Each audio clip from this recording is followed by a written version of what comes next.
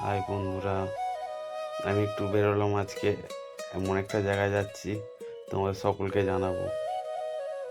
আমার খুব অনেক দিনের আশা ছিল, সেই আশাটা আজকে আমার পূরণ হবে, তাই বেরোলাম। আর ট্রেনে উঠেছিলাম, উলবেড়িয়া স্টেশন থেকে ট্রেনে উঠে আমরা চলে গেলাম হাওড়া স্টেশনে। হাওড়া ঢোকার আগে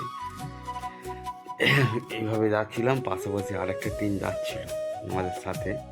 দেখ ভালোই লাগছিল ট্রেনটা, আমাদের লোকাল ট্রেনটা। এক্সপ্রেসটাকে মানে ওভারটেক করার চেষ্টা করছিল, পেরে উঠলো না। এটাও দেখতে ভালো লাগছিল, খারাপ লাগছিল না।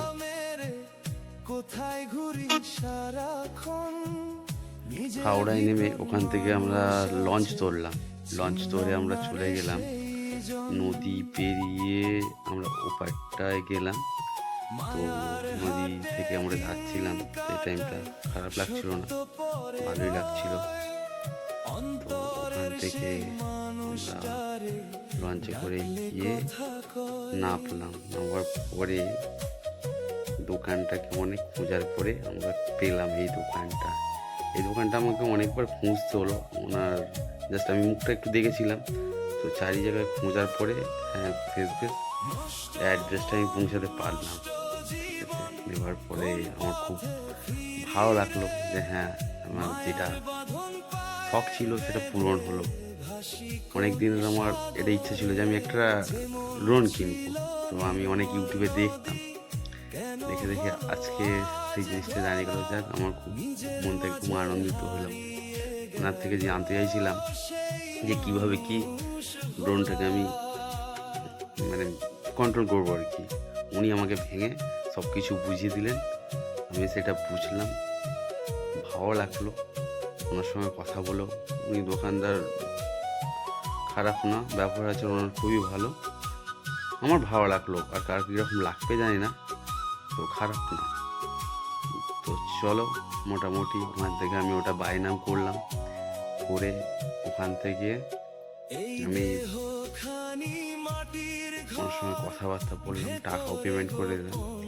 দিয়ে আমরা বাড়ি ফিরবো। তো সেরকম চিন্তা ভাবনা করলাম, উনি সব কিছু আমাদেরকে ভালোভাবে ভেঙে আরও ডিটেলস দিয়ে দিল যে এটাকে এইভাবে হ্যাঁ এই করতে হয়। তো এটা জিপিএস ড্রোন, ইনডোরে চালাবে না, ইনডোরে চালালে প্রবলেম হতে পারে। তো আমি সেটা বুঝলাম, অনেকক্ষণ দিয়ে বুঝিয়ে দিল, পুরো সিস্টেমটাকে জানিয়ে দিল।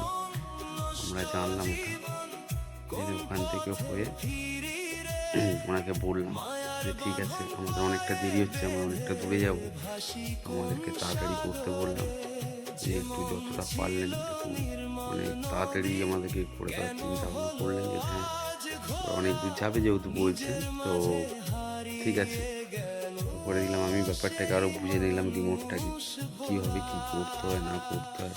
উনি আমাকে আবার ভালোভাবে ওটাকে বুঝিয়ে দিলেন, দেওয়ার পরে আমি ওটাকে বুঝলাম কিছুটা।